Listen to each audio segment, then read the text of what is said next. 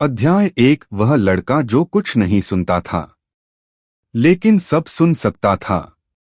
अरवलपुर गांव में 17 साल का अनय हमेशा चुप रहता था। लोग कहते, ये लड़का गूंगा नहीं, पर बोलता क्यों नहीं? अनय के कानों को दुनिया की सामान्य आवाजें कभी नहीं छूती थीं। उसे सुनाई देता था धातुओं का कंपन, दूर बहते नदी का धड़कता दिल, और कभी कभी शून्य की फुसफुसाहट। एक रात बिजली गिरी, हवाएं काली हो गईं। अनय ने आकाश की ओर देखा। आकाश फटा और उसके कानों में एक वाणी गूंजी, शून्य वक्ता, समय आ गया है। अनय बेहोश हो गया। अध्याय 2। गांव की परछाइयों का रहस्य। बेहोश अनय को उठाकर उसकी दादी घर ले आईं। सारी रात गांव की गलियों में काली परछाइयां घूमी। लोगों ने दरवाजे बंद कर लिए। सुबह दादी ने अनय से कहा, जिस दिन तुम पैदा हुए थे उसी दिन आसमान फटा था। तुम हमारे वंश में पहले हो जो शून्यवाणी सुन सकता है। अनय समझ नहीं पाया, ये शून्यवाणी क्या है? दादी ने बस इतना कहा, जो तुम सुनते हो वो इंसानों की दुनिया की आवाज नहीं। अध्याय 3। भूली हुई ताबीज में छिपा ब्रह्मांड। दादी ने एक काली ताबीज निकाली, ताबीज जिस पर कोई भाषा उकेरी थी जो सामान्य मनुष्य पढ़ ही नहीं सकता। ये तुम्हारे पिता की आखिरी निशानी है, दादी बोली। वो ताबीज जिसने उन्हें निगल लिया। ताबीज को छूते ही अनय की आंखों में सफेद धुआं भर गया। दृश्य बदल गया। वह खड़ा था एक उजाड़ ग्रह पर, जहां आसमान नहीं था, सिर्फ अंधेरा तैरता था, और उस अंधेरे में हजारों आंखें थीं। अध्याय 4। अंधेरे की सेना का जागरण। अचानक अंधेरे में आवाज गूंजी, शून्य वक्ता का उत्तराधिकारी जाग गया। आंखें गायब हुईं। अंधकार दानवों की पूरी एक सेना प्रकट हुई। सब अनय की ओर घुटनों के बल झुक गए। हम तुम्हारे आदेश की प्रतीक्षा में हैं, प्रभु। अनय घबरा गया। मैं प्रभु नहीं। लेकिन वे बोले, तुम शून्यवक्ता के पुत्र हो, और ब्रह्मांड को 2 हिस्सों में बांटने का समय आ गया है। अध्याय 5। जागृति। पहला शक्ति प्रकोप। अचानक अनय ने महसूस किया कि उसके शरीर में कोई ऊर्जा जमा हो रही है। उसके कानों से अंधकार की तरंगें निकलकर हवा को चीरने लगीं। ग्रह टूटने लगा। आसमान की जगह फैला शून्य उसके आदेश पर हिलने लगा। मैं ये सब कैसे कर रहा हूं? एक फुसफुसाहट आई, शून्य तुम्हारी भाषा है। तुम्हारी हर सांस एक आदेश है। लेकिन ऊर्जा इतनी थी कि अनय सहन नहीं कर पाया। वह वापस अपने शरीर में लौट आया, सांस फूली हालत में। अध्याय 6। पहला शिकारी। जिस रात अनय जागा उसी रात गांव में एक अनजान यात्री आया। लंबा काला कोट, चमकती लाल आंखें। नाम कर्नेल वाक्स। पद वॉइड हंटर, शून्य शिकारी। उसका मिशन शून्यवक्ता के वंश को खत्म करना। वह बोला, मैं उस लड़के की तलाश में हूं जो रात के अंधेरे को हिला सकता है। लोग डर गए। कुछ ने अनय का नाम भी बता दिया। अध्याय 7। भागना या लड़ना। दादी ने अनय को छुपा दिया। ये लोग तुम्हें मार देंगे, दादी ने कहा। अनय टूटा हुआ बैठा था। मैं ये शक्तियां नहीं चाहता। लेकिन उसी वक्त घर पर हमला हुआ। वाक्स की सेना घर में घुस आई। दादी ने ताबीज अनय की गर्दन में डाल दी। भागो अनय, अभी भागो। और दादी वाक्स के सामने खड़ी हो गईं। अध्याय 8। दादी का बलिदान। दादी ने ताबीज को एक्टिवेट किया। गांव के चारों ओर एक प्रकाशवृत्त खड़ा हो गया। वाक्स हंसने लगा। ये पुरानी जादूगरी मुझे नहीं रोक सकती। वाक्स ने तीर चलाया। तीर दादी के सीने में लगा। प्रकाश टूट गया। दादी गिर पड़ी। उनकी आखिरी आवाज, अनय, शून्यवक्ता बनना तुम्हारी किस्मत नहीं, तुम्हारा चुनाव है। अध्याय 9। अनय का दिल फट गया। अनय दूर छिपा सब देख रहा था। उसकी चीखें आकाश को चीर रही थीं। ताबीज चमक उठा। शरीर में जमा ऊर्जा फटने लगी। धीरे धीरे उसके चारों ओर ब्लैकवेव बनने लगी। एक ऐसी तरंग जो अस्तित्व मिटा सकती थी। अनय ने गांव की तरफ देखा। ये सब मेरी वजह से। उसकी आंखों से काले आंसू बह निकले। अध्याय 10। शून्य रूप, पहली पूर्ण शक्ति। ब्लैकवेव अनय को घेरने लगी। उसका शरीर हवा में उठा। आंखें गहरी बैंगनी हो गईं। उसने जोर से चिल्लाया और पूरा जंगल एक सेकंड में राख बन गया। वाक्स भी पीछे हट गया। यह तो उम्मीद से ज्यादा शक्तिशाली है। अनय बेहोश हो गया।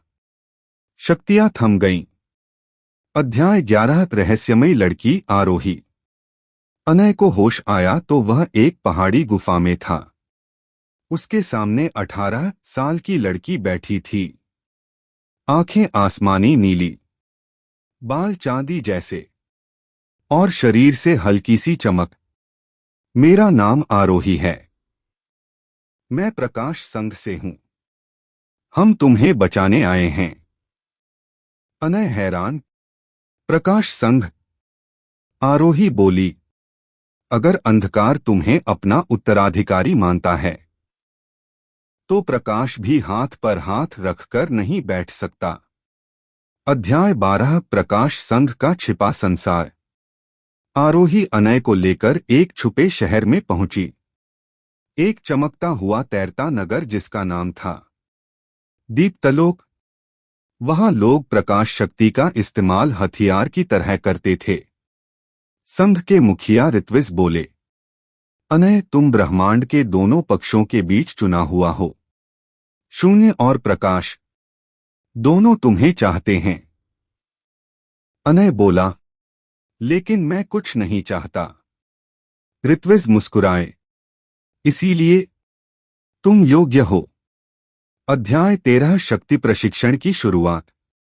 अनय को सिखाया गया कि वह अपनी शून्य तरंगों को कैसे नियंत्रित करे। आरोही उसे ट्रेन करती थी, कभी तलवार से, कभी ऊर्जावृत्तों से, कभी मानसिक प्रहारों से। धीरे धीरे अनय सीखने लगा। उसका नियंत्रण बढ़ा। लेकिन हर प्रशिक्षण के दौरान वह अपने अंदर किसी और चीज की मौजूदगी महसूस करता था, जैसे कोई उसके भीतर छुपा हो। अध्याय 14। आरोही और अनय का जुड़ा। आरोही और अनय पास आते जा रहे थे।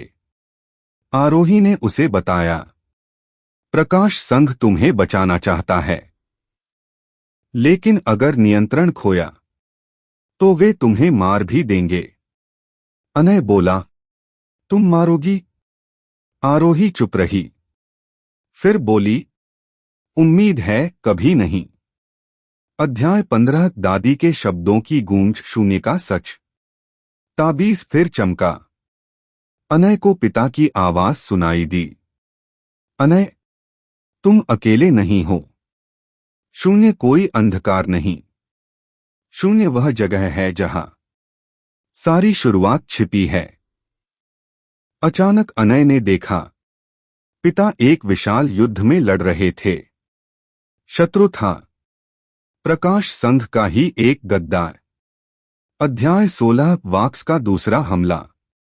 दीप्तलोक पर हमला हुआ। आकाश फटने लगा। अंधकार सेना दीप्तलोक में उतरने लगी। वाक्स चिल्लाया, अनय को सौंप दो, नहीं तो शहर को नष्ट कर दूंगा। अनय सामने आया, यह युद्ध मुझसे नहीं, मेरी शक्तियों से है। वाक्स मुस्कुराया, सही कहा, और उसने अपना मास्क उतारा।